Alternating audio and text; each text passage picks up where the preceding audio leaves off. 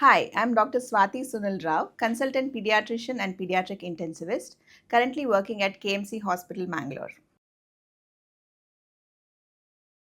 Cough is a very common complaint in children. Cough can happen because of irritation of the nose, throat, airways, or the lungs.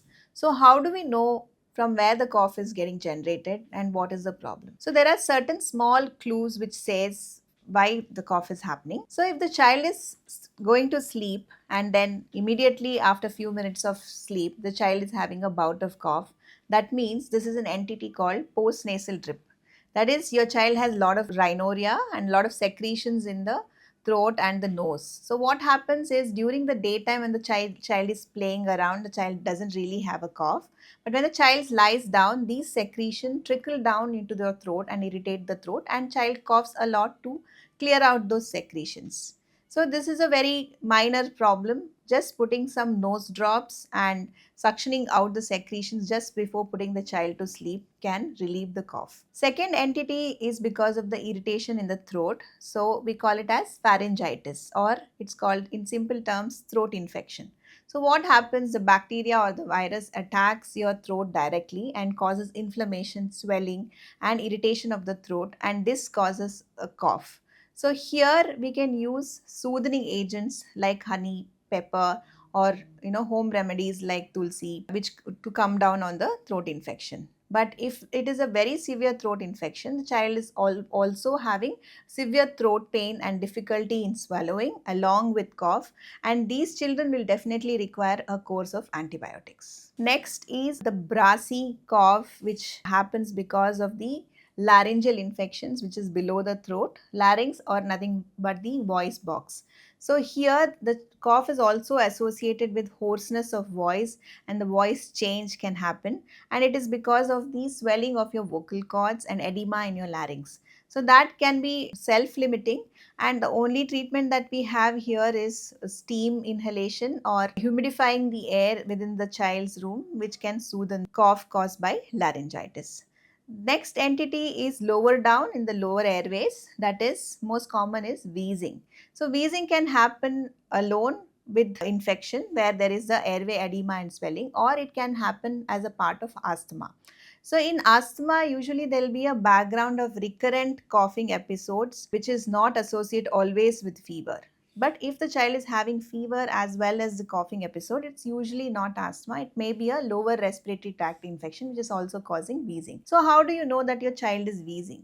So one thing is the child becomes normal in the morning, maybe late in the midnight or early morning in sleep, the child starts having a bouts of cough. That is very classical sign of asthma. And child is having chest tightness, retractions, or heaviness in the chest, then it is a sign that child is having wheezing. And you can also hear some musical noises when you go near the child's chest and listen. So these are the signs of wheezing, and mostly these cannot be treated at home. If you have some bronchodilator syrups at home, maybe for 1 or 2 days, you can try this at home. But children who are having wheezing usually become sick and very tired and require admission and treatment with nebulizations in the hospital. So if it is wheezing because of just a viral illness, then few episodes of nebulizations will be enough and it will not go on into a long-term problem. So if it's a long-term problem like asthma, then we usually prescribe something called as meter dose inhalers or MDIs. So these are the form of sprays or inhalers which you can treat the child with. So there are a lot of myths and questions around these inhalers. They feel that once the child has started on the inhalers, it becomes a habit or an addiction. But we have to understand that these MDIs have a very low dose of the drug when compared to the syrup or the tablet, and it directly goes to your lungs and it affects only the airways and gives a good treatment for the airways without causing any side effects. And also we can always stop these inhalers whenever the child is asymptomatic. So nothing to worry. If your child is an asthmatic and has recurrent cough and chronic cough, inhalers are the way to go. So one more cause for cough is a serious infections like pneumonia. The pneumonias can cause pleural irritation and chest pain and cause cough. So how do we know that this child is having pneumonia? Similar to asthma, these children also can have retractions, but Mind it, fever is the most common complaint along with the cough in these children, and these children will not be active, usually confine themselves to the bed and have severe bouts of wet cough, bring out the sputum which is yellow in color. So, and if the child is very sick, not able to feed and having high respiratory rate, these are the signs that these children can have a lung infection, otherwise called as pneumonia. Most of the children with pneumonia will require hospitalization because they may require oxygen and IV antibiotics. So, in general, what are the foods to avoid when your child has cough? So, mainly the foods which can cause throat irritation, that is, your sour fruits or citrus fruits like orange or lemon or musambi, better to avoid it.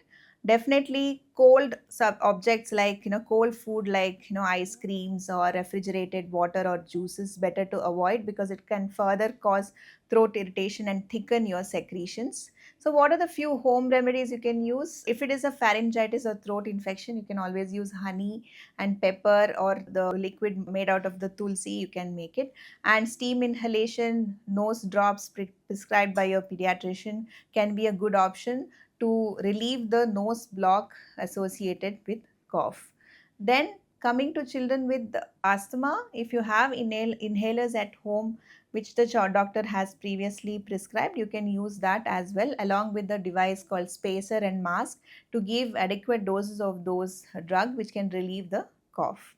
So how do we prevent cough? So prevention of cough means you have to prevent the infections or the illnesses which causes the cough. That is most commonly the viral illnesses. So the only few vaccines which we have against viral illnesses like influenza, if your child is having recurrent episodes of these cough, cold and fever, better to give your child a flu shot before the season. And one more is pneumococcal vaccine, that is this vaccine which prevents pneumonia and which causes cough in children. So these are the preventive episodes. And how do we prevent asthma? So we all know that we have to prevent the triggers like dust, pollen in these children which can cause asthma.